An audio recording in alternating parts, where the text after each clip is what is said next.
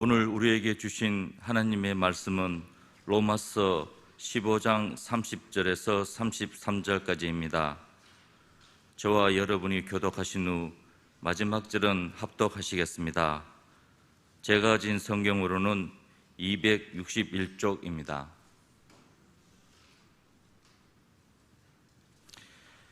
형제들아, 내가 우리 주 예수 그리스도와 성령의 사랑으로 말미암아 너희를 구원하노니 너희 기도에 나와 힘을 같이하여 나를 위하여 하나님께 빌어.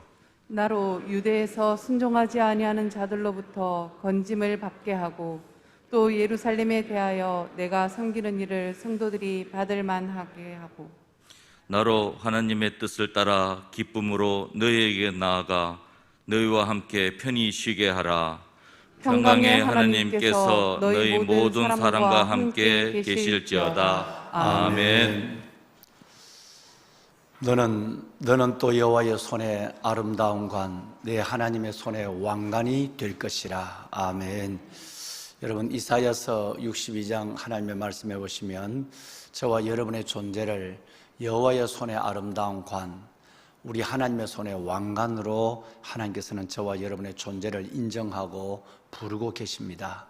오늘도 예수 그리스도 안에서 죄인된 우리가 예수 그리스도로 말미암아 여호와의 손에 아름다운 관이 되고 우리 하나님의 손에 왕관이 된 모습으로 당당히 이 세상 한복판에서 하나님이 허락하시는 이 하루하루를 큰 감사와 기쁨으로, 때로는 구원의 감격으로 춤추며 살아가시는 여러분이 되시기를 주의 말씀으로 축원합니다. 아멘. 여러분, 기도는 많이 하고 말은 적게 하라라는 말이 있죠. 사람이 살다 보면 거꾸로 되는 경우가 종종 있습니다. 말은 많이 하고 특별히 이 휴대폰은 손에 떨어지면 불안할 정도로 챙기고 이걸 통화하는 일에, 문자를 보는 일에, 여러분 이 일에는 많은 시간들을, 그리고 삶을 나누면서도 하나님 앞에 기도하는 이 현대인들의 기도는 보면 가볍기 그지없고 치레적, 형식적이 그지없고, 그리고 무엇보다도 급할 때만 기도하는 응급적인 기도만 드릴 때가 참 많다 하는 것을 우리는 아무도 부인할 수 없습니다. 기도의 사람들, 새벽을 깨우는 여러분들이야, 가정에서나 성전에서 기도하는 여러분들이야, 또 무시로 성경이 말한, 하나님의 성경이 말한 무시로 성령 안에서 기도하고 또 항상 기도하는 분들이지만 꽤나 많은 성도들이, 아니 대부분의 성도들이 오히려 기도는 작게 하고 말은 많이 하는 경우를 보게 되죠. 지금 우리 얘기를 하면 전화는 적게 하고, 여러분 기도는 많이 해야 되는데 거꾸로 전화는 수십 통 하루에 전화를 하거나 문자를 보내며 하나님과의 통화는 전혀 하지 아니하는, 그저 한 달치라도 급할 때 몇 마디 하고 그리고 그냥 후닥닥 그냥 해치우는 이런 경우를 바라보면서, 왜 주님께서는 항상 기도하라, 쉬지 말고 기도하라 라고 하는 이 말씀을 왜 우리에게 주셨는가 하는 것을 다시 깨닫게 되는, 주님 오실 때 가까워진 이 마지막 시대의 모습이라고 생각을 합니다. 휴대폰만 보더라도 여러분 그렇습니다. 여러분, 이 휴대폰은 공공장소에서 이렇게 말하기는 참 곤란하잖아요. 그러니까 전부 다 이제 문자로 보내기도 하는데, 공공장소라고 하는 제한도 있고, 또 휴대폰은 전파가 좋지 않은 곳에는 요즘은 워낙 기지국이 좋아서 그러지 않습니다만은 휴대폰은 저 산속이나 어디 가면 또 안 되는 경우가 있단 말이에요. 공공장소와 여러 가지 전파의 영향을 받습니다. 그런데 우리 하나님께 드리는 기도는 아무 때라도 드려도 돼요. 할렐루야. 아무 때라도, 전파가 관계없어요. 시간과 공간을 초월해서 아무 때라도 주님을 찾기만 하면 하나님과 직통이 돼요. 또 이 휴대폰은 맨날 확인하는 것이 뭐냐 하면 배터리예요. 배터리. 이 배터리를 봐야 돼요. 배터리 떨어지면 아무리 좋은 거라도 급해도 사용할 수가 없는 무용지물, 이게 침반되는 거예요. 하나님과의 기도의 통화는 배터리가 필요 없습니다. 숨만 쉬고 있으면 언제든지 우리는 기도하고 있어요. 또 이 휴대폰은 하나 갖고 평생 쓰는 게 아니라 우리 권사님들이야 오래오래 쓰지만 대부분의 사람들은 5년, 4년 쓰다 보면 어떤 분은 1년 만에 바꾸는 사람이 있어요. 하나님 앞에 헌금하는 부분에 대해서는 그렇게 하면서도 한 달에 몇십만 원씩 전체 100만 원이 넘는 휴대폰을 바꾸는 것에 대해서는 조금 더 주저하지 않고 당연하다고 바꾸는 사람이 있습니다. 여러분 그게 기능적인 문제가 필요하지만 그걸 그냥 매번 바꾸고 하는 여러분 이런 휴대폰 사치에 빠져 있는 사람들이 꽤나 많습니다. 몇 년 바꾸는 거예요. 그런데 여러분 기도는 바꿀 아무 기기가 필요 없습니다. 그저 내가 살아서 하나님 하기만 하면 하나님 이게 나빠서 통화가 잘 안 되고 이게 나빠서 안 되는 게 없어요. 휴대폰에 관계없이 하나님과 통화가 이루어집니다. 또 휴대폰은 늘 신경 써야 되는 것은 돈이에요. 돈 쓰는 만큼 돈도 내야 되고 그럽니다. 근데 기도하면서 돈 내고 기도하는 사람 아무도 없습니다. 하나님은 그저 언제든지 기도합니다. 휴대폰은 통화를 하다가도 여러분 나는 전화하는데 그 사람 전화 안 받는 속상하는 경우가 있어요. 그렇죠? 그런데 급할 때일수록 또 안 될 때 더 마음이 조급해지죠. 그런데 하나님과의 통화는 통화 안 될 때가 없습니다. 그저 우리가 언제든지 내 시간에 맞춰서 하나님은 기다리고 계십니다. 할렐루야. 여러분 사람과는 통화하는 일에 통화를 하고 나면 마음이 찝찝할 때가 있어요. 그렇죠? 늘 휴대폰 통화하고 기분 좋을 때가 없잖아요. 근데 하나님과의 통화하고 나면 늘 우리 영혼이 살아나고 유쾌합니다. 이런 유익에도 불구하고 휴대폰은 이건 신주 딴지처럼 붙잡고 다녀요. 이거 없으면 죽는 줄 알아요. 하나님과의 통화는 정말 여러분 따지고 여러분 이렇게 해서 결리하는 경우가 참 많습니다. 이 시대는 빠른 시대예요. 성경이 예언대로 마지막 종말이 되면 사람들의 왕래가 빠를 것이라고 그랬거든요. 이것만 왕래만 빠른 것이 아니라 모든 정보가 빠릅니다. 이런 가운데서 우리의 많은 시간들이 세상에 빼앗기고 있어요. 또 하나의 아이들만 이제는 우상이 아닙니다. 휴대폰이 아이들만의 여러분 이것이 이 아이들 이 미디어의 중독이 아니라 어른도 다 중독되어 있어요. 어른도 이거 없으면 못 사는 거니까. 그래서 여러분 우상이라는 존재에 대해서 한 3년 전에 제가 설교를 여러분과 함께 나눴죠. 그것이 없으면 행복해질 수 없다고 생각하는 그것이 우상입니다. 나는 내 자식이 저 자식이 없으면 난 행복해질 수 없다라면 자식이 우상인 거예요. 나는 돈이 없으면 나는 행복해지지 못한다면 돈이 여러분 우상입니다. 가장 우상을 선정하는 기준이 1번이냐면 없으면 행복할 수 없다고 생각하는 그 무엇, 그것이 여러분 우상입니다.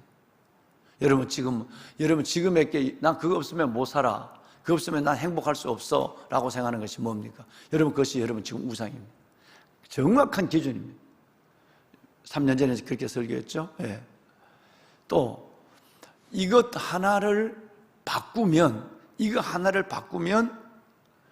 내가 행복해질 수 있다 생각하는 것이 우상입니다. 두 번째는 나는 이거 하나만 바꿨으면 좋겠다, 내가 있는데 이게 하나 불편하다, 이거 하나 바꿨으면 좋겠다 생각하는 것은 벌써 여러분의 마음을 빼앗고 있는 우상이에요. 이 두 가지 기준입니다. 그거 없이는 행복할 수 없다고 생각하는 것이 우상이고요, 두 번째는 이것이 바꿔져야만 나는 행복하다라고 하는 바꾸고 싶은 첫 번째가 여러분 우상일 확률이 매우 많습니다. 이런 우상 속에 우리는 살아가고 있습니다. 믿는 자도 별반 다르지 않습니다. 믿는 사람들이야 여러분 온몸에 문신을 해서 그 재미로 살아가고 여러분 성령 수술을 하는 재미로 살아가고 여러분 그 사람은 하나님이 없는 정말 말도 안 되는 여러분 어떤 사람은 보니까 나는 외계인이 되고 싶다고 그래서 손가락을 다 2개만 나누고 다 잘랐어. 그리고 얼굴에는 다 문신을 해서 외계인처럼 보이려고. 여러분 이런 악한 시대 속에 자신을 여러분 이 죄와 사탄 속에 내어놓고 살아간다. 그러니까 우리 믿는 그리스도인들 속에는 달라야 되는데 뭐부터 달라야 되냐면 누구와 통화를 하느냐, 누구와 말을 하고 있느냐는 것부터 다른 것이 그리스도인입니다. 할렐루야. 기도예요, 기도. 예. 내가 세상과는 그렇게 가깝고 수많은 사람과 전화하고 통화하고, 여러분 이것은 없으면 못 사는 들고 다니면서도 하나님 앞에 있는 이 기도에 대한 부분에 대해서는 내가 익숙지 않고, 여러분 이 기도에 대해서는 내가 마음이 정한 바가 없다고 한다면 우리는 뭔가에 끌려가고 있다라는 것입니다. 지금 계속해서 15장 마지막 부분 4절을 우리가 보면서 기도에 대한 부분만 지금 나누고 있습니다. 지난주 한 주간을 나눴고 또 지금 오늘 또 이 말씀을 나누고 있습니다. 기도, 우리는 어떤 기도를 해야 되고 이 기도의 함정이 뭐고, 우리가 그 지지난 주에 있었던 바로 기도의 정석이 뭐고, 그 다음에 우리가 기도하면서도 기도의 함정이 뭐고, 그리고는 중보 기도는 무엇이냐. 중보 기도는 내가 하나님 앞에 감당해야 될 소명의 기도하고, 중보 기도는 내가 남을 위해서 중보한다는 것은 그분에게 최고의 선물을 드리는 것이기도 하고, 중보 기도는 내가 그분을 위해서 봉사하는 1번이고, 봉사 중에 봉사는 중보 기도의 봉사입니다. 중보 기도는 또 사역입니다. 사역. 하나님께서 우리에게 맡겨준, 하나님께서 정말 믿는 그리스도인에게 맡겨준 하나님의 명령이지만 사역이에요. 사역. 기도 사역이거든요. 이런 부분에 대해서 우리는 한 2주 동안, 특별히 지난 주간에 이 부분에 집중적으로 함께 우리가 나누면서 왔습니다. 자, 이제 오늘 마무리하는 시간에서 그러면 왜 그 기도를 하느냐? 30절 이하에서 33절까지 있는 이 내용은 바울 사도, 그 위대한 사도도 성도들에게, 로마 교인들에게 기도 부탁을 하고 있는 거거든요. 나를 위해서 기도해 주라 라고 하는 중보 기도를 부탁하고, 내용이 오늘 읽으신 여러분 3절이고 마지막 절은 인사예요. 그러니까 32절까지가 30, 31, 32절까지가 중보 기도 부탁, 그리고 33절이 로마서의 결론, 평강에 대한 인사. 이게 이제 끝나는 거예요. 이제 다음부터 볼 거는 24명의 이름만 기록되고 있는 로마서의 마지막, 여러분의 존귀한 이름 같은 이름이 기록되어 있는 여러분 아주 아름다운 장이 되죠. 실은 로마서는 15장 33절로 끝난다. 평강이 하나님이 너희 모든 사람과 함께 있을지어다. 이걸로 끝난다 라고 말씀을 드렸습니다. 그런데 바울이 중보 기도를 부탁한 그 기도의 제목은 3가지였습니다. 그죠? 첫날 제가 말씀을 드린 것처럼 3가지인데, 첫 번째가 뭐냐면 이 하나님을 알지 못하는 악한 유대인들로부터 자신을 구원해 주라고 기도하고 있는 거예요.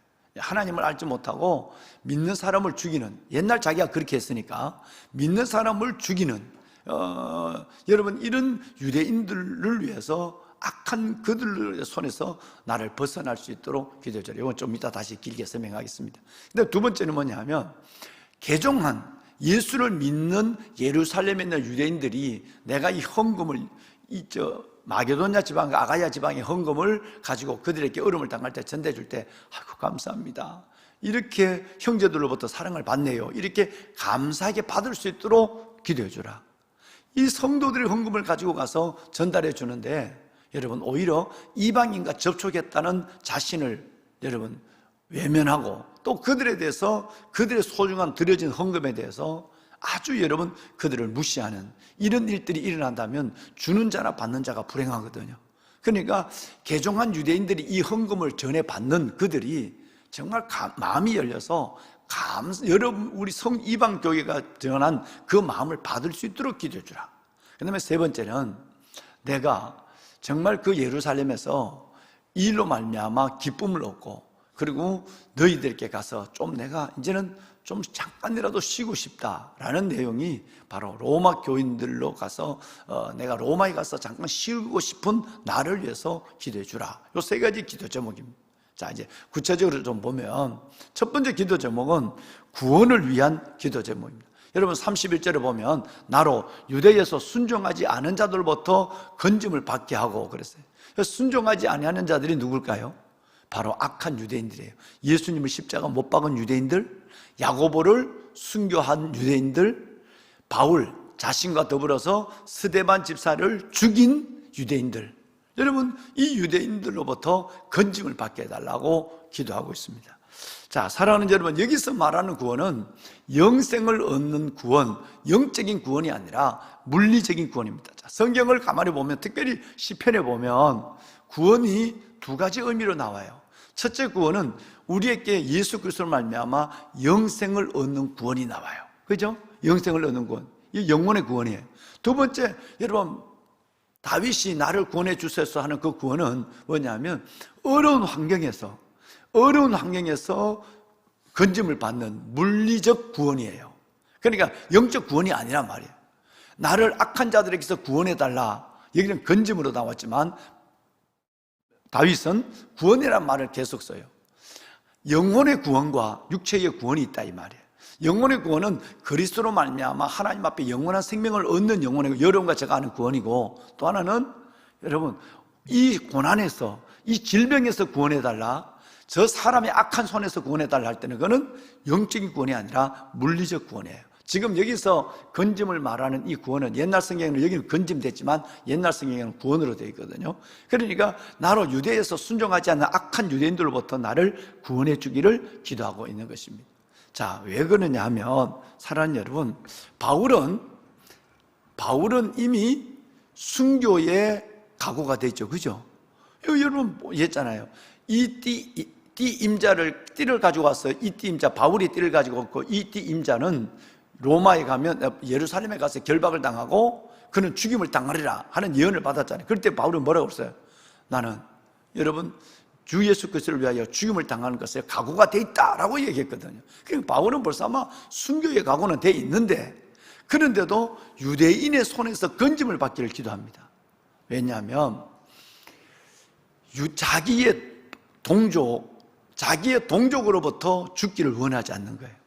로마 사람들로부터 여러분 순교를 당할지언정 내 동족으로부터 구원받기, 순교를 당하기를 원하지 않는 마음을 지금 우리에게 비춰주고 있습니다.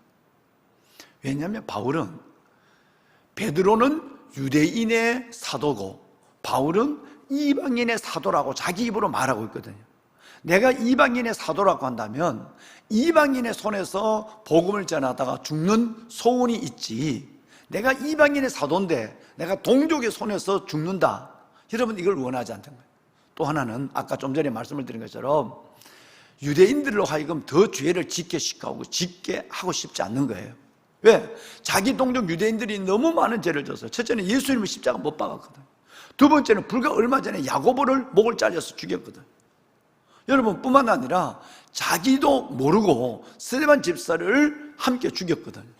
근데 자기까지라도 유대인의 손에서 죽는다 하면 유대인들, 자기 동족의 죄가 너무 큰 거예요. 로마서 9, 10, 11. 여러분 이 세 장을 보면 동족의 구원을 위해서 눈물로 기도하는 게 있잖아요. 사도의 눈물이잖아요. 그죠? 사도의 기도를 우리가 보아왔잖아요. 그러니까 내 동족을 위해서 기도하는 이 기도가 있는데, 오히려 자기까지 그들이 나를 죽인다고 한다면 유대인들의 이 민족이, 유대인들이 내 동포의 죄가 너무 큰 거예요. 예수님부터 자기까지 죽이니까. 그래서 나는 로마 사람들에게 죽임을 당할지언정 내 동족에게만은 죽임을 당하기 싫은 거예요. 본래 내가 이방인의 사도기도 하고 그들에게 내 민족이 더 죄를 짓지 않고 죄를 짓게 하고 싶지 않는 마음에서 첫째는 이걸 위해서 기도해 달라라고 얘기하고 있는 것입니다. 자, 사랑하는 여러분, 사도행전을 읽어보시면 이 얘기를 이해가 되는 것이 나오죠. 뭐냐면 사도행전에 보면 바울을 죽이기 전에는, 저 인간을 없애버리기 전에는 먹지도 않아야겠다고 결심한 서운한 사람이 40명이 있었단 말이에요. 그러니까 얼마나 이 유대인들이 악하고 무서우냐 이거죠. 바울 자기를 죽이기 전에는 먹지도 않겠다는 사람이 40명이 있었잖아요, 사도행전에. 그러면 그 사람이 아직까지 여전히 돌아오기만 해봐라, 나타나기만 해봐라, 내가 가만 놔두느냐 라고 기다리는 사람이 있거든요. 그러니까 그들의 악한 그들로부터, 또 그들이 죄를 짓지 않기 위해서 내가 죽더라도 로마에 가서 이방인들의 사도로서 이방인의 손에 죽든 그 죽음을 원한다는 마음이 첫 번째 기도 제목 안에 있는 거예요. 그런데 여러분 두 번째 기도 제목이 뭐냐면 내가 섬기는 일을 성도들이 받을 만하게 하고 그랬어요. 그렇죠? 여러분 예루살렘에 대하여 내가 섬기는 일을 성도들이 받을 만하게 하고, 이게 무슨 말씀이냐면 실은 바울이 지금 섬기고 있지만 엄격히 얘기하면 고린도 교회와 빌립보 교회가 섬기고 있는 거예요. 고린도 교회와 빌립보 교회, 마게도냐 교회와 아가야 교회의 헌금을 바울은 지금 심부름을 하고 있는 거예요. 그래서 그 생명을 걸고 이 헌금을 흉년을 만난 예루살렘 교회에다가 전달해 주는데, 이 사람들이 이걸 전달할 때 아이고 참 어려울 텐데 고맙다, 이방인들로부터 받는 이 헌금에 고마움을 좀 마음을 갖게 하는 거예요. 여러분, 성령 교회 안에 보면 늘 삐딱한 백성들이잖아, 그죠? 여러분, 유대인들이 개종했지만 이방인들을 아주 경멸하고, 아니 개처럼 생각하는 이방인들로부터 내가 헌금에 도움을 받는다? 자존심 상하는 거예요. 그러니까 받아도 고마움을 느끼지 못할 경우에 이걸 지금 걱정하고 있는 거예요. 이걸 걱정하고 있는 거예요. 그 어려운 얼굴도 모르는 이방인들이 헌금을 예루살렘 교회 모교회를 헌금해 주면 정말 감사하다, 우리가 진짜 그리스도 안의 형제다, 이렇게 받아야 되는데 이걸 아주 불편하게 생각하고 오히려 그것을 경멸히 생각하는 이런 유대인들, 개종한 유대인들이 좀 마음이 바뀌어졌으면 좋겠다. 그들이 여러분의 온 성도들의 헌금을 받을 만한 아름다운 마음을 가졌으면 좋겠다라는 생각을 갖습니다. 이 기도를 부탁하고 있는 거예요. 즉, 개종한 예루살렘에 있는 유대인들이 이방인의 헌금을 고맙게 받았으면 좋겠단 말이에요. 즉, 감사하게 받으면 좋겠고, 좀 더 나가면 좀 감동을 받았으면 좋겠다. 이사야서의 66장에 있는 말씀이 이렇게 이루어지는구나. 이방인들이 예물을 가지고 수레에, 노새에 실어서 예루살렘에 가서 그들이 제물이 되어서 하나님께 드려지는 거야. 야, 하나님 말씀이 이렇게 이루어지는구나, 이렇게 감격했으면 좋겠다. 그들이 예루살렘에 있는 개종한 유대인들이 삐딱하지 아니하고 감격해서 이 헌금을 가지고 하나님께 감사할 수 있도록 기도해 주라라는 거예요. 할렐루야. 보배로운 사랑하는 여러분, 데살로니가 후서 말씀해 보시면, 데살로니가 후서의 말씀해 보면 이런 말씀이 있습니다. 한번 우리 3장 2절 한번 읽어볼까요? 함께 읽습니다.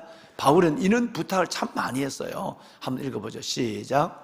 또한 우리를 부당하고 악한 사람들에게서 건지시옵소서 하라. 믿음은 모든 사람의 것이 아니니라. 이해가 되시죠? 여러분과 여러분의 자녀들이 기도할 때 이 기도를 빠뜨리지 말아야 돼요. 바울은 지금 악한 유대인들과 또 예수를 믿는다고 하지만 이방인들에 대해서 삐딱한 생각을 가지고 불편해가고 있는 그 유대인들, 이 부당하고 악한 사람들로부터 나를 좀 건져달라고 기도 좀 해주라, 기도 부탁을 좀 하고 있는 거예요. 여러분의 인생에도 마찬가지입니다.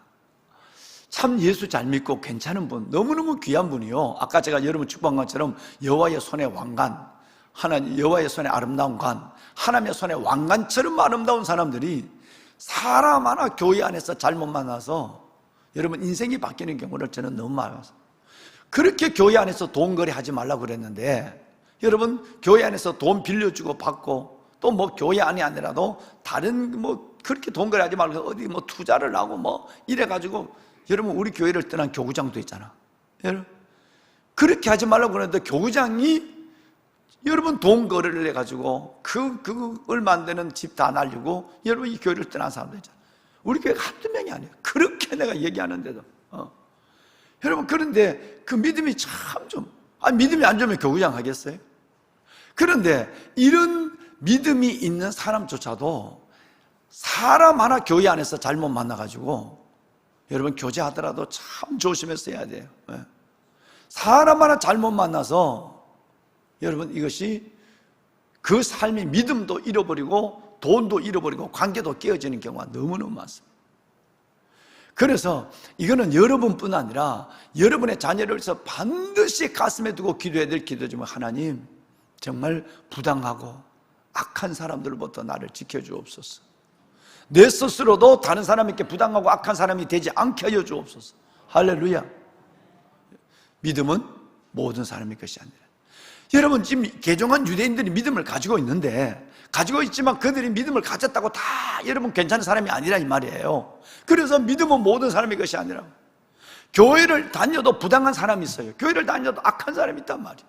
이런 사람들을 만나서 그 이쁜 여러분들이 믿음도 삶도 다 잃어버린 경우를 너무 많이 봤다. 그러니까 믿음을 가졌다고 다 믿지 마라 이 말이에요. 믿음을 가졌다고, 그래서 예수님은 나는 사람에게 나를 의탁하지 않는다. 왜? 사람에 있는 속에 있는 것들을 아심이라 그랬어요. 사람에 있는 것들의 속에 얼마나 간사하고 자기중심적이고 믿음으로 포장되어 있는 거 아무도 몰라. 그러니까 예수님은 자기 몸을 다 사람이 끄떡하지 않는다. 왜? 사람의 속에 있는 것들을 아심이다 이랬단 말이에요. 그러니까 여러분, 우리가 교제를 하더라도 사람을 믿는 것이 아니라 하나님을 믿어야 돼요. 하나님. 여기에서 우리가 넘어져서 괜히 실망해서 말이에요, 뭐 교회 원망하고 남 원망하고 뭐 이러면 안 돼. 그래서 믿는다고 훅 하면 안 돼.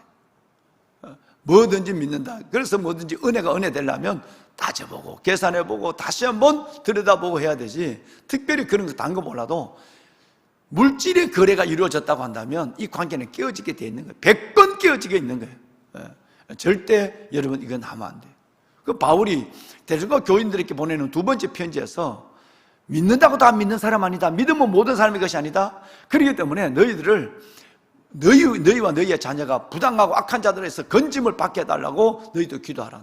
나를 위해서도 그렇게 기도해 주라고 그랬어. 자, 사랑하는 여러분, 이 기도를 다시 한번 우리는 생각해 봐야 될 필요가 있다라는 겁니다. 바울은 지금 이 두 그룹, 유대인의 그룹, 안 믿는 악한 그룹, 믿는다 하지만 감사와 감격을 가지고 헌금을 받기 어려운 사람, 삐딱한 여러분 유대인들, 이들의 마음이 순수해질 수 있도록 기도해달라고 그랬어요. 중보 기도를 하면 여러분 생각나는 부분이 있죠. 에스더서를 보면 참 놀랍습니다. 이 기도는 아름다운 거예요. 네. 먼저 방송실 31절 한 번만 더 띄워줄까요? 30절 한번 띄워주세요. 30절. 네, 한 번만 더 읽읍시다. 시작. 형제들아, 내가 우리 주 예수 그리스도와 성령의 사랑으로 말미암아 너희를 구원하노니 너희 기도에 나와 힘을 같이하여 나를 위하여 하나님께 빌어. 참 너무 아름다운 단어예요. 너희 기도에 나와 힘이 같이하여 나를 위하여 기도해 줄래? 나를 위해서 기도해 주세요 라고 하는 부탁을 하고 있어요. 너무너무 아름다운 겸손하고 아름다운 기도의 부탁이에요. 이 중보 기도가 얼마나 중요하다. 악한 유대인들을 위해서, 개종한 유대인들을 위해서, 그리고 나를 위해서, 로마 교인들을 위해서 기도하는 이 기도가 필요하다는 것인데, 한 예를 보면 여러분 이 기도의 능력을 우리는 봐요. 에스더스입니다. 뭐 여러 성경이 너무너무 많아요. 다니엘의 기도도 있잖아요. 다니엘이 곧 왕의 꿈을, 느부갓네살 왕의 꿈을 해석하지 못하면 너도 죽을 거라고 그러니까 편안한 마음으로 나와서 사드락 메삭 아벳느고에게 중보 기도 부탁을 하잖아요. 너희는 나를 위해서 이렇게 기도하라. 그렇게 기도하고 있다. 근데 에스더서를 보면 에스더서 4장 15절과 마지막 17절 말씀에 보면 마지막 절인데 4장 마지막이에요. 근데 거기 보면 모르드게가 너는 왕궁에 있다고, 너는 왕비가 됐다고 살아남을 줄 생각하지 마라. 유대인이 죽으면 너도 다 죽을 거야. 만약에 너가 이때 잠잠하면 하나님이 다른 사람을 통해서 구원을 이룰 거야 라고 하는 여러분 삼촌의 얘기를 듣게 됩니다. 그때 이 에스더는 왕에게 그 전에 읽어보면 30일, 한 달 동안 왕의 자리에 부름을 받지를 못했어요. 왕의 부름을 받지 않고 왕에게 나가면 사형을 당해요. 왕이 불러야 나갈 수 있는 거예요. 근데 부름을 받지 못한데 이제 여러분 결단합니다. 목숨을 걸고 내가 3일 동안 나의 시녀와 더불어서 기도할 거예요. 금식할 것이다. 내 시녀와 더불어서 3일 동안 금식할 텐데 너희들도, 유대인들도, 삼촌과 유대인들 모두도 나를 위하여 사흘 동안 금식하면서 기도해 주라 라고 기도 부탁을 해요. 그러면서 내가 3일 금식하고 왕에게 나갈 텐데 같이 죽으면 죽지 뭐, 이렇게 얘기해요. 그 유명한 죽으면 죽으리다 라는 기도를 해요. 여러분 이 기도 속에 하나님이 움직입니다. 이 결론적은 아시지만 30일 기도하고 왕이 부리지도 않았는데 왕의 궁중의 뜰에 들어가게 됩니다. 그런데 그 기도의 능력이 유대인 전체와 자신과 신녀가 하나님께 함께 드렸던 중보 기도의 능력이 어떻게 나타나냐면 죽음을 당해야 될 왕비가 왕의 눈에 아름답고 이쁘게 보이기 시작한 거예요. 그래서 여러분 에스더를 불러드립니다. 그리고 자기 말로 합니다. 너 소원이 뭐냐? 죽임을 당해. 너 어떻게 여기 나타났어? 내가 언제 불렀어? 이봐, 사람 없어. 저 끌어내. 이렇게 돼야 될 상황이 기도의 능력이 어떻게 나타나냐면 너무너무 그게 멀리 있는 것도 아니고 늘 가까이 있었던 그 왕비가 그렇게 하나님이 눈에 깍지가 끼어가지고 이쁘게 보이는 거예요. 그리고 자기가 못할 말을 입에 하는 거예요. 너무너무 이쁘다. 내가 너를 위해서 뭐든지 해주고 싶다. 이 나라의 절반을 주고. 남자들은 참 속 없는 인간들이야, 여러분. 여러분, 그래갖고 여러분 절반이라도 나를 준다고 그래. 그리고 여러분 끝내는 하만과 더불어 내가 잔치를 베풀 때 한번 오라고 얘기하잖아요. 두 번 초대를 합니다. 이 남자의 마음을, 간장을 타게 만들어 놓고 이 악한 나를, 내와 민족을 죽이는 이 악한 하만을 없애달라고 얘기하게 되죠. 뭐의 능력? 중보 기도의 능력이에요. 할렐루야. 여러분, 바울은 이제 이 기도의 능력을 현지마다 보내요. 에베소 우리 봤잖아요. 에베소 교인들에게도 부탁, 빌립보 교인들에게도 부탁, 고린도 교인들에게도 부탁, 데살로니가 교인들에게도 부탁. 나를 위해서 기도하라. 내가 무리하고 악한 자들에게서 나를 건져주시고, 내가 내 복음이 제한되지 않도록 내가 모든 사람에게 복음을 전할 수 있도록 해라. 계속해서 중보 기도를 하는 거예요. 여러분, 할 수만 있으면 밥 사주면서라도 중보 기도 부탁하세요. 그거 아주 덕되는 일이고 수지 맞는 일이고 은혜 되는 일이에요. 말씀을 마무리하겠습니다. 바울 사도는 32절에 보면 마지막 자기를 위한 기도 부탁을 해요. 함께 읽으실까요? 시작. 나로 하나님의 뜻을 따라 기쁨으로 너희에게 나아가 너희와 함께 편히 쉬게 하라. 그랬어요. 예. 여러분, 마지막 세 번째 기도는 뭐냐면, 첫째는 악한 유대인, 두 번째는 개종한 유대인, 세 번째는 자기를 위한 중보기도. 내가 로마에 갈 수 있게 좀 해주라. 내가 너무 힘든다. 로마에 가서 내가 너희들과 함께 기쁨을 얻고 너희 아름다운 믿음을 보고, 로마 교인들이 목회자가 없는 가운데도 그렇게 아름답게 성장하는 모습을 보고 기쁨을 얻게 하고, 또 내가 거기서 좀 쉼을 얻게 하라 라고 하는 부탁을 드리고, 자기를 위한 기도 부탁을 하고 있습니다. 그리고 여러분, 정말 바울 사도는 이 기도의, 그 기도의 중보 기도의 능력에 대한 부분을 우리에게 다시 한번 이 말씀들을 통해 상기시켜 준 거죠. 예를 들어서 중보 기도는 말씀드린 대로, 중보 기도는 여러분 가장 아름다운 봉사예요. 중보 기도는 가장 큰 선물이에요. 할렐루야. 내가 줄 수 있는, 내가 받을 수 있는 가장 큰 선물이, 내가 누구누구에게 기도해 준다, 가장 큰 선물이죠. 중보 기도는 교제예요. 교제하지 않으면 그 기도가, 교제가 없으면 중보 기도 제목도 모르지. 교제가 교제, 중보 기도는 가장 아름다운 믿는 자들의 교제예요. 중보 기도는 우리가 할 수 있는 사역이에요. 할렐루야. 여러분, 정말 중보 기도의 아름다운 생애를 살아가는 여러분이 될 수 있기를 바랍니다. 따라합시다. 기도가 만사다. 만사다. 예. 제가 오늘 31절, 32절 보니까 제가 오늘부터 한 3일 동안, 제가 지난 주간에 실은 제가 독서 주간, 한 주간 휴가였어요. 근데 휴가를 여러 가지 상황에서 쉴 상황이 되질 못해서, 쉬질 못해서 지난주에 제 몸이 병이 났어요. 그래서 며칠 제가 섬기지 못한 것이 있는데요. 숲속 작은 나라 가서 밤을 새워서 목사님들 섬기고, 그러다가 드디어 탈이 났어요. 탈이 나서 어려움을 겪었는데, 그래서 오늘부터는 조금 더 어려운 좀 일정을 잡혀 있습니다. 오늘부터 제가 원로 목사님 4분을 모시고 1년에 멀리 해외를 못 나가더라도 가까운 제주도라도 가서, 이제 또 사시면 얼마나 사시겠어요. 그래서 또 2년 동안에 방 안에만 갇혀 계신 분들이라서 코로나 때문에 작년에도 계획했다가 못했어요. 어디 해안가에 가서, 바닷가에 가서 목사님 4분과 더불어서 한 2, 3일 좀 시간을 좀 여행 삼아, 쉼 삼아 시간을 좀 보내겠다라는 마음을 가졌는데, 작년 코로나 때문에 못했어요. 그래서 올해는 안 되겠다 싶어서 오늘부터 제가 수요일까지 원로 목사님 4분 모시고 통영에 가서, 아까 32절 말씀처럼 저도 조금 얼음 메시고 다니는 것이, 쉬는 건 좀 쉽지 않습니다만, 그래도 마음의 여유를 좀 갖고 한 3일 동안 저도 목사님 4분과 더불어 쉬다가 오겠습니다. 그래서 내가 없더라도 너무 울지 말고 여러분 기도해 주시고, 먼 거리를 목사님 2-4분 모시고 가서 그저 바닷가에서, 또 우리 성도분 중에 한 분이 또 이렇게 숙소도 준비해 주고 이렇게 해줘서 너무너무 감사하고, 잘 목사님 네 분 위로해 드리고, 또 저도 그 참에 저녁에는 저도 좀 뭐 글도 좀 쓰고 쉬고 그렇게 해서 수요일 날 돌아오도록 그렇게 하겠습니다. 여러분 기도해 주시길 바랍니다. 오늘 32절 말씀을 보니까 저도 조금 아주 쉼을 얻는 시간이 필요하다 생각이 돼서 뭐 마음이야 쉼이 쉽지 않지만 그래도 여유를 가지고 쉬고 그렇게 오도록 하겠습니다. 여러분 중보해 주시길 바랍니다. 네, 여러분 손을 한번 들겠습니다. 네. 보배로운 사랑하는 귀한 성도 여러분, 기도가 만사입니다. 기도가 만사입니다.